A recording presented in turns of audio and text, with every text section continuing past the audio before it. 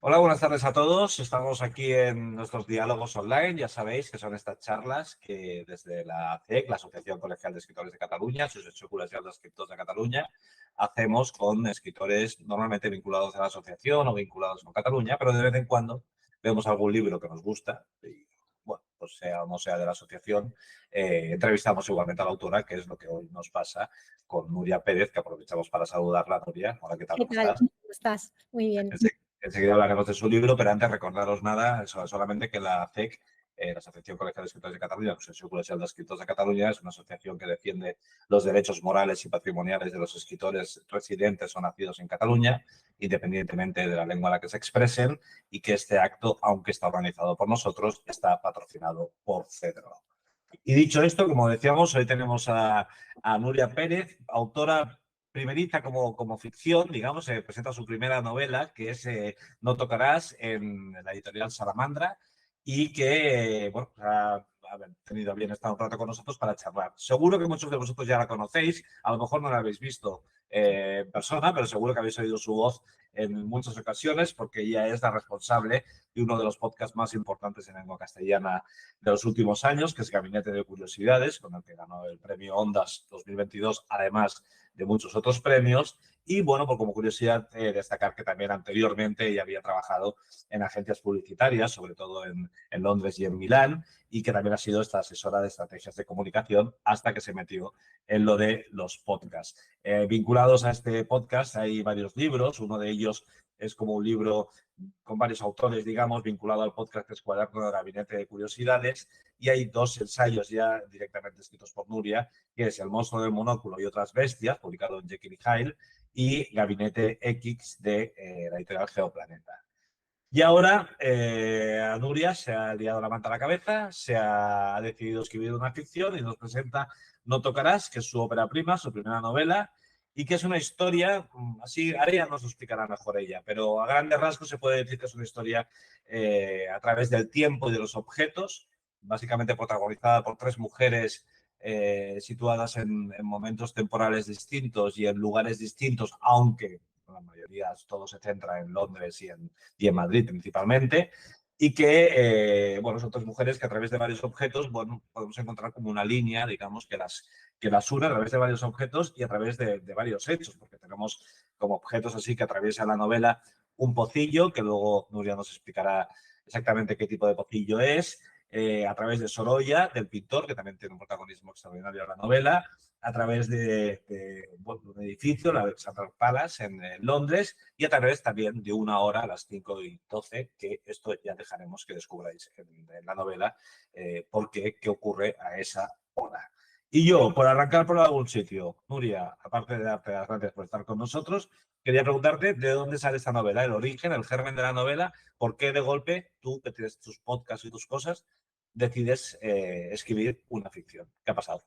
Bueno, no he dejado el mundo de los podcasts, de hecho acabo de sacar uno justo esta semana, pero sí que me apetecía defender un poco la ficción, ¿no? Creo que en este momento la ficción se le hace un poquito poco caso, ¿no? Creo que ahora va tanto pues desde la novela negra tiene mucho, ¿no? El true crime en plataformas, tenemos un enorme auge de la autoficción, pero meterme en la vida de extraños, intentar ver el mundo desde su punto de vista, tanto para mí como ejercicio como escritora, como para los lectores, el poder aprender qué pasó en un cierto edificio en Londres en el 1850 a través de la gente común, ¿no? Que no es la propia novela histórica que va tanto contada siempre desde personas importantes, ¿no? La gente común, cómo vivía en el 1853 en la periferia de Londres o cómo se vivía en los 90 en el barrio donde vivo yo ahora en Madrid, ¿no? Es un ejercicio que en estos momentos en los que nos falta tanta empatía, creo que la ficción y empujar un poco la ficción creo que nos puede ayudar a todos, los escritores y los lectores. ¿Y por qué esa historia? Porque, digamos, bueno, como he dicho a grandes rasgos, tres personajes, momentos históricos distintos, aunque muy pegaditos a lo largo de un siglo y medio, digamos que transcurre todo, y con varias ubicaciones, pero ¿de dónde sale esta historia? Bueno, Soy muy, muy amante de un cuadro específico de Sorolla, del que se habla bastante en la novela. Voy a verlo, si no todos los días, intento al menos varias veces por semana. Vivo muy cerca, tengo suerte de estar muy cerca del museo. Y me gusta mucho la historia que hay detrás de un edificio en concreto de la zona del norte de Londres. Y bueno, los que han escuchado Gabinete saben que me apasiona intentar hacer hilos y estoy muy obsesionada con encontrar lo que nos une, más que las diferencias. Y cuando de pronto doy con un hecho histórico que conecta las dos cosas, pues a partir de ahí empecé a construir una historia que al final persigue el mismo objetivo que perseguía cada episodio de Gabinete, y es ahondar en lo que nos une y en lo que tenemos en común a pesar de las distancias geográficas, a pesar de las distancias en el tiempo, ¿no? Creo que al final estamos todos unidos por una serie de emociones, una serie de anhelos, una serie de inquietudes, pues son iguales, pasan los años y son siempre las mismas. Pero te has defendido varias veces la idea de que esos objetos, digamos, son como un reflejo de nuestra vida interior, por así decirlo, ¿no? Sí, creo que los objetos no mienten, ¿no? Creo que al final cuando uno va a buscar la historia, lo que encuentra son pues, biografías escritas por amigos o enemigos, siempre con mucho sesgo, y creo que no hay mejor manera que profundizar sobre cómo se vivía que a través de los objetos cotidianos, ¿no? Ellos no mienten, ellos hablan de unas rutinas, hablan de unos intereses, hablan de las pasiones que había, sin los sesgos que puedan tener los personajes a los que estamos acostumbrados cuando estudiamos ciertas épocas históricas, ¿no? Y creo que los objetos son un buen reflejo de lo que nos une. Un pocillo, en este caso, que es protagonista de este libro, que es una taza de la marca Spode británica, que para mí es una vajilla que me apasiona, es un mundo que me encanta. Puede tener el mismo valor para mí como para una señora en Nottingham, como para una ama de casa en Nápoles, ¿no? Y son siempre una buena metáfora de qué hay detrás de la belleza para todos, siempre es lo mismo, qué hay detrás de una buena tarde pasada entre amigos, ¿no? Al final los objetos se repiten y son para mí los mejores compañeros a la hora de contar una historia. Tienes a tres protagonistas, tres mujeres, Mari, Adela y Marta, cada una de ellas con sus vicisitudes y sus vínculos con las otras de alguna forma, pero vamos una a una. Tenemos a Mari, a quien Mary, encontramos sí. a Mary, perdona, a quien encontramos en un principio en una situación muy extraña, digamos, ¿no? Nos encontramos en un barco y, bueno, cuéntanos un poco, este barco, ¿dónde vas? Bueno, ¿Quién no, es? no querría contar mucho porque creo que No, es un no, libro que se estropea muchísimo con los spoilers, porque creo que como Gabinete, ¿no? La fuerza, espero, está en en la suscripción. ir Claro. encontrando qué puede ser que una a estas personas, ¿no? De Mary podemos decir que es una niñera en una gran mansión. Nos podemos imaginar una Inglaterra un poco Downton Abbey, es esa época, el 1800, la época de la primera temporada, digamos, 1853, 57, es más o menos esa franja.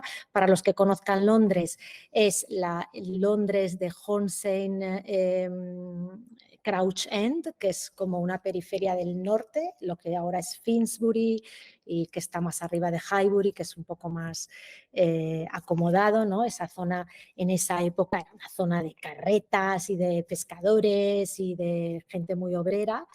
Y ella trabaja ahí, es una chica muy, muy joven, está descubriendo el amor por primera vez en un vecino, en un chico vecino del pueblo de al lado. Y de ella sabemos ya desde el principio que ha cometido un pecado que no conocemos y que iremos descubriendo poco a poco, y sabemos que se arrastra un enorme sentimiento de culpa y que no se siente dueña de su propio destino precisamente porque ha cometido un pecado, ¿no? Entonces, su destino dependerá ya de lo que Dios decida hacer con ella. De hecho, en la novela, aparte de tu historia, hay muchas historias que tú cuentas que están basadas o como que tienen alguna raíz en algún hecho histórico, ¿no? En el que en este caso tenemos a nuestro con el padre Bay, que yo estoy de acuerdo contigo, no hay que explicar mucho, pero bueno, claro, hay cosas que es inevitable preguntar, digamos, pero bueno, pero no, sin explicar lo que pasa, pero sí que está basado, digamos, en otro personaje real, en Thomas John Capel, ¿no? Sí, sí, sí, digamos que me gusta mucho tener como una especie de palos históricos que me acotan un poco, ¿no? Porque si no mi imaginación se va demasiado y sí que quería que hubiera cosas que realmente en esa época pasan, ¿no? Igual que luego cuando vamos hacia otros personajes que son del 1998 en Madrid, pues en su juventud en el 68 pasaron cosas en Madrid, ¿no? Entonces esos hechos están contados porque al final es lo que ha pasado, ¿no? Entonces las personas que les rodean en esa parroquia de esa chica, pues hubo una historia unida al párroco que obviamente no se podía obviar, ¿no? Vale. Y luego bueno, tenemos a Adela, que representa un poco el miedo a la locura, ¿no? Aparte de que tiene otras características como escritora y esto, ¿no? Pero hablándonos un poco de este personaje.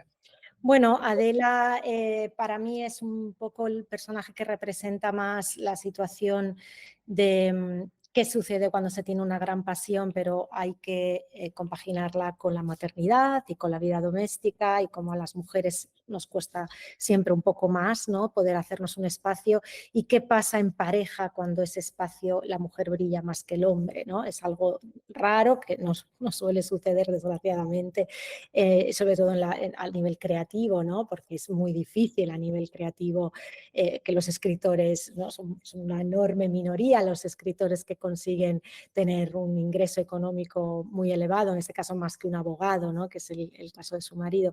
Y esas dinámicas son siempre complejas y me gustaba un poco profundizar en ella. Representa también, como dices, el miedo a la locura. Es una persona que es hija de una persona que ha sufrido demencia y vive siempre, ¿no? Ya tiene una edad y vive con el miedo a que cualquier cosa extraña que le suceda no sea el primer paso hacia un declino, ¿no? Creo que esto también es común a todos los que nos dedicamos a un trabajo muy mental, ¿no? Que hablando con muchos amigos escritores, guionistas, ¿no? Es algo que siempre nos preocupa un montón, ¿no? El que nuestro cerebro se mantenga tan ágil y nos pueda dar de comer aquí o dentro de 10 o 20 años, ¿no? Y bueno, representa un poco eso, representa un poco una vida de Londres más acomodada, que es la vida de Highgate, que es un barrio muy prestigioso. Es una ciudad al final. Yo he vivido durante una época justo en el borde entre Finsbury y Highgate y ver ese contraste era muy impactante, ¿no? Y me gustaba un poco reflejar dos personajes, cada uno un poco de un lado, aunque pasen 100 años entre ellas, para dar la idea de que hay muchas Londres, ¿no? No hay solo la Londres de la que se suele hablar.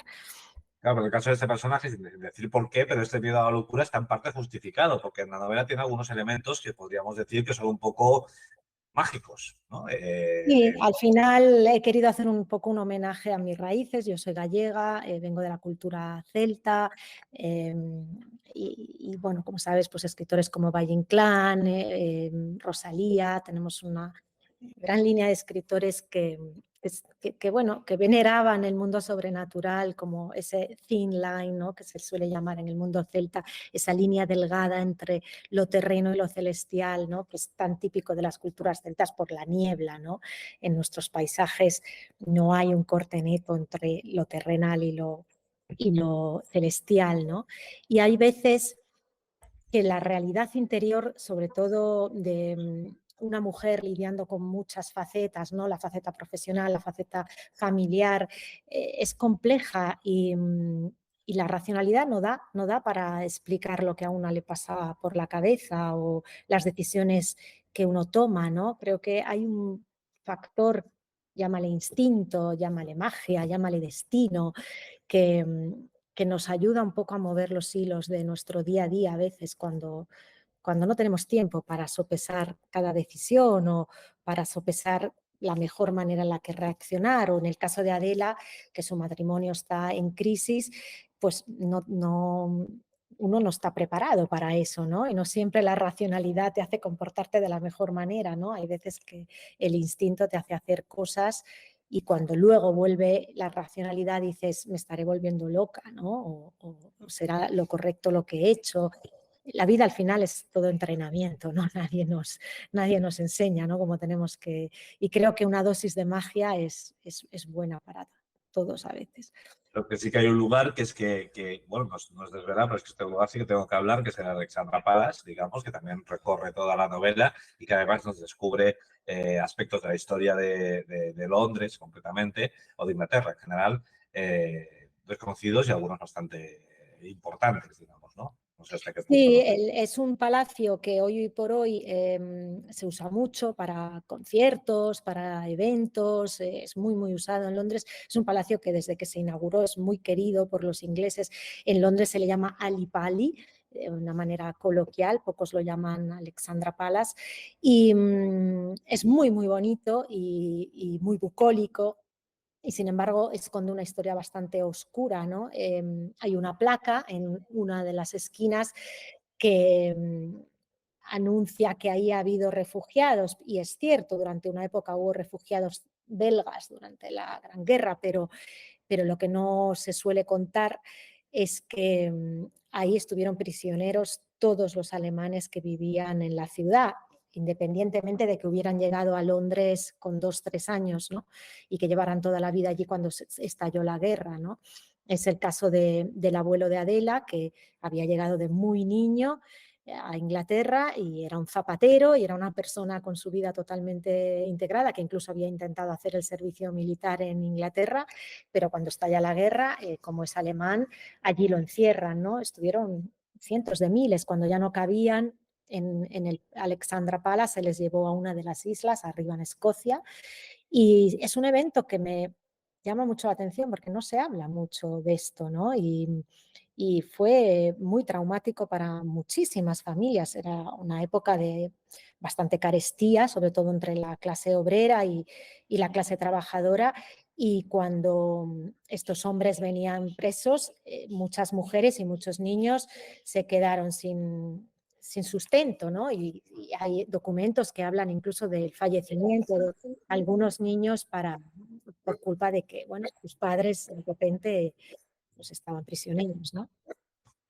Luego tenemos a otro personaje, a Marta, que, bueno, este sí que es un personaje francamente peculiar, llena de obsesiones, de manías, bueno, sí, de obsesiones. Si quieres, hablarnos un poco de ella. Bueno, Marta tiene una condición que yo tengo y compartimos, y es un lado que de mí sabe poca gente, pero me gustaba, bueno, me gustaba reflejar que hay personas como nosotras, que es la discalculía unida a la aritmomanía, suelen ir. Tú tienes las dos cosas. Yo tengo las dos cosas, no en manera tan exagerada como ella, pero sí tengo las dos cosas. Han ido y vuelto en determinadas épocas de mi vida, como le pasa a todo el mundo, vamos haciéndonos unas propias teorías, ¿no? Esto entiendo que, pues no sé, igual que sabes, cuando a uno le duele la rodilla dice, no, es que yo cuando llueve, ¿no? Pues yo sé que ha habido determinadas épocas de mi vida, por ejemplo, cuando he tenido que lidiar con 2 idiomas, cuando me he ido a vivir a Italia, eso ha estado más mitigado. Pues me he hecho mis propias teorías sin ser yo ni médico, ni psiquiatra, ni nada, pero creo que el cerebro está tan ocupado lidiando con 2 idiomas que este tipo de obsesiones un poco se apaciguan, ¿no? Pero Pero cuéntanos las obsesiones, que no las bueno, estás diciendo. la discalculía es simplemente una incapacidad de hacer matemáticas. A mí me costó muchísimo superar el mínimo hasta llegar a las letras puras y me provocan bastante ansiedad las operaciones matemáticas, los números grandes, es algo que no, bueno, que no somos muy amigos. Y la aritmomanía, pues es lo que tiene el conde Draco de Barrio Sésamo, pues es contar todo lo que te rodea, es llegar a un restaurante y mientras te habla la persona que tienes enfrente, contar cuántos azucarillos tienes en el bote, o estar esperando en una sala de espera y contar cuántos rosetones tiene el papel de pared que tienes enfrente, ¿no? O hacer etapas por la calle, pues yo siempre te sé decir de mi casa al supermercado cuántas farolas hay, cuántas papeleras, ¿no? Pues esto es. Y tu personaje también tiene esto y de hecho bueno, le ha llevado esto a conocer técnicas para conocer cifrados. Bueno, cuéntanos un poco, que tiene una relación con alguien a través de unos mensajes cifrados. Bueno, no sé hasta qué hasta donde quieras contar, digamos, ¿no? Sí, Pero sí sí, que ella le apasiona todo lo que son los acertijos, los códigos secretos, es celadora en el Museo Sorolla, pero el museo solo ya los lunes cierra y hay otros museos que no cierran y ella ama los lunes ir al Museo Geominero, que está muy cerquita, siempre en el barrio de Chamberí, y ahí se escribe códigos cifrados con un desconocido, una persona desconocida. Y poco a poco iremos descubriendo quién se escribe, ¿no? El juego irá a más, llegarán a hacer cazas al tesoro por todo Madrid, ¿no? Y al final descubriremos quién hay detrás de esta V, que es la inicial de la persona que se escribe con ella. Claro, yo viendo cuando empezabas a explicar en la novela esto del cifrado César y este tipo de formas de descifrar códigos, claro, yo pensaba, ¿cómo has conseguido abstraerte, digamos, de tu trabajo como redactora, creadora del podcast de Gabinete de Curiosidades? Claro, yo imaginaba que la novela estaría como que pecaría de tener un montón de anécdotas sobre cositas, objetos históricos y tal. Me imagino que ha sido una gran pelea contigo mismo de decir, bueno, no inundes esta novela de Mm. datos que son curiosos, pero que a Sí, lo mejor bueno, no de son. hecho, no sé si has podido ojear alguno de mis ensayos, pero mis ensayos tienen, sobre todo el monstruo del monóculo, tiene casi más notas al pie que Claro, líneas en las páginas, un poco a la Foster Wallace, digamos, ¿no? claro. Y aquí no he querido hacerlo. Sí hay una serie de notas históricas, como has mencionado, al final del libro para, bueno, pues para quien quiera saber más. Al final me encanta la gente curiosa, creo que la gente que me sigue y me escucha es gente curiosa y sé que les va a gustar pues poder indagar en quién era realmente este cura del que se habla o qué pasó realmente en el concierto de Raimon en el 68 en la Complutense. O sea, hay una serie de eventos y me gustaba dar unas cuantas pinceladas, pero están todas aparcadas al final de la novela. He sido muy Bueno, has diligente aprendido. y me he centrado solo en la ficción. Hay dos, lo que sí que hay que, a mi entender, muy bien distribuidas, dos tipos de referencias. Una son las referencias puramente culturales o literarias, de que los personajes expresan pues, su pasión por Browning, por Pollock, por Woolf, por Dostoyevsky. Digamos, hay muchas de estas. Y luego hay un montón también de referencias que nos ubican en la época, ¿no? O sea, por ejemplo, hablas de la época de los Tamagotchis, la época de Garbage, de Ren, de los Backstreet Boys, digamos, y también son solo, se desliza muy rápidamente, pero que te ayudan mucho realmente a situarte en el momento. No sé, hablamos primero de los referentes culturales que vas citando. ¿Son Mm. tuyos? ¿Por qué estos autores, digamos? No, realmente he intentado meterme muy en la piel qué podría leer una escritora de ese género y de ese tipo y con esa personalidad italiana. Tengo amigas que pueden estar un poco en ese perfil porque ¿no? He vivido allí muchos años y, y no, realmente no son míos. Sí son míos los referentes del inicio del libro, la frase de Henry James, ¿no? Que dice, somos como islas en el mar, separadas en la superficie, pero unidas en la profundidad. Realmente es una de las cosas en las más mantras en los que más creo y creo que todos los episodios de Gabinete podrían llevar esa cita al principio o al final, ¿no? Y luego hay mucho Shakespeare dentro, hay mucho Dante, hablabas de un barco, obviamente la presencia de la Divina Comedia es muy importante en esta novela, es un libro de cabecera para mí es un libro maravilloso, es uno de los libros con los que aprendí italiano cuando me mudé allí y creo que esconde mil lecturas, cada vez que lo lees es un libro diferente. Y Shakespeare está muy unido a Valle Inclán, ya sabéis que Valle Inclán decía, ¿para qué voy a leer dramaturgia? Ya he leído a Shakespeare, ¿no? Y se negaba a leer nada más, porque decía, ya está, ¿no? Y, y, y bueno, y yo sí también creo que ahora mismo va de moda, ¿no? Tenemos Sucesión, tenemos un montón de pelis y de series que lo están, hemos tenido aquí en Madrid, La Ternura, que era una versión de La Tempestad hecha por Alfredo Sanzol, ¿no? Y a mí me gustaba un poco unir esas dos cosas, ¿no? Creo que la parte de Shakespeare se cuela en las relaciones familiares, en la gestión de los hijos, las identidades masculina, femenina en una familia. Y bueno, Dante está súper presente en el personaje de Mary y toda la metáfora de su pecado que comete está afrontado desde el punto de vista de la Divina Comedia. Y luego los perros. O sea, aquí, en esta novela, quien tiene perros sabe que aquí la autora tiene perro porque Eso solo lo todas solo las sabe alguien que tiene perro. Sí, bueno, que tengo una perra que es bastante conocida en redes sociales y por una vez quería darle protagonismo a la pobre. Yo empecé a escribir esta novela cuando me mudé a este barrio. Yo vivo en el barrio del que se habla, que es Chamberí Salesas. Y, y bueno, al principio me costaba hacerme al barrio porque estaba muy hecha mi barrio anterior. Y sí que es cierto que al final no hay nada mejor para hacerse un barrio que tener un perro, porque sí que es cierto que el sacar al perro en el parque del barrio pues te ayuda un montón a hacer amistades, ¿no? Y se me ocurrió que si lo ubicaba en este barrio en el 98, eso me daba una excusa para entrar por todos los comercios de la zona y generar una conversación, ¿no? Oiga, ¿usted ya existía aquí en el 98 o lo llevaba su madre o esto era otra cosa, ¿no?